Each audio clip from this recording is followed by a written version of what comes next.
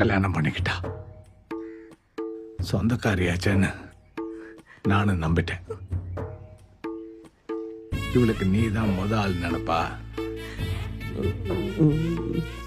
இவ லிஸ்ட் ரொம்ப பெருசுடா.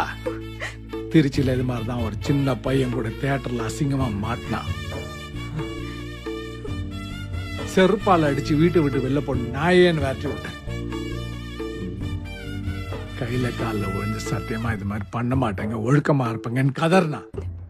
இந்த இழவெடுத்தவளால திருச்சியை விட்டு இங்க வந்து சேர்ந்தா நீ வந்து நிக்கிற.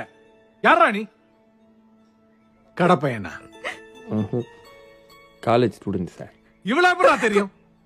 Net sir, internet sir, Orkut, Yahoo messenger, இப்போ கூட ஃபேஸ்புக் புதுசாக வந்து. இந்த இழவெடுத்த நெட்னால் ஒன்று எத்தனை குடும்பம் பாழா போதும்.